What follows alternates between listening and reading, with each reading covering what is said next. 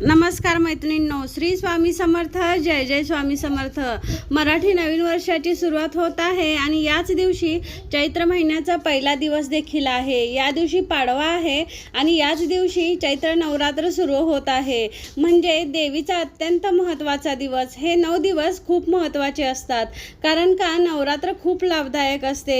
यावेळेस नवीन वर्षाच्या सुरुवातीला म्हणजेच गुढीपाडव्या दिवशी चैत्र नवरात्रीच्या पहिल्या दिवशी आपल्याला आपल्या देवीची ओटी भरायची आहे। आपण आपल्या कुलस्वामिनीची म्हणजेच देवीची ओटी आपण आपल्या घरात भरायची आहे, किंवा आपल्याला मंदिरात जाणे जमले तर आपण मंदिरात ही ओटी भरायची आहे।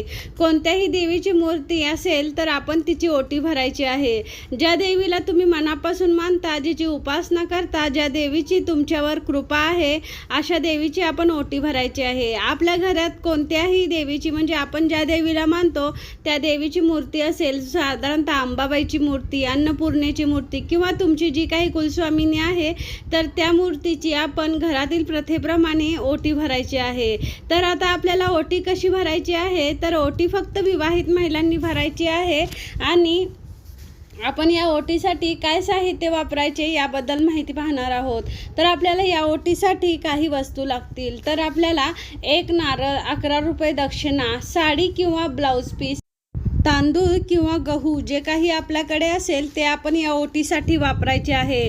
आपल्या घरात, आपल्या देवघरात देवीसमोर आपण ती साडी ठेवायची आहे, नारळ ठेवायचा आहे आणि त्यावर ब्लाऊज पीस ठेवून त्यावर 7 वेळेस किंवा 5 वेळेस तांदूळ किंवा गहू ठेवायचे आहेत आणि त्याचबरोबर 11 रुपये देखील ठेवायचे आहेत।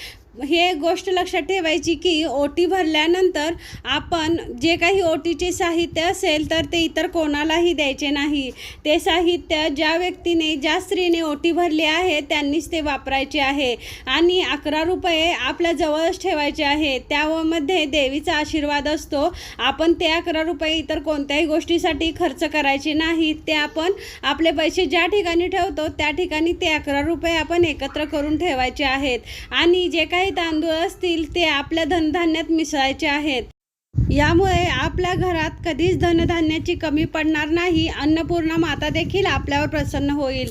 आणि त्याचप्रमाणे नारळ आहे तो फोडून सर्वांनी त्याचा प्रसाद म्हणून ग्रहण करायचा आहे। तर अशा रीतीने आपण चैत्र नवरात्रीत आपल्या देवीची ओटी भरायची आहे आणि देवीचा आशीर्वाद घ्यायचा आहे। तर मैत्रिणींनो, तुम्हाला जर व्हिडिओ आवडला तर तुम्ही माझ्या व्हिडिओला लाईक आणि शेअर करा आणि चॅनलला सबस्क्राईब करा। श्री स्वामी समर्थ, जय जय स्वामी समर्थ।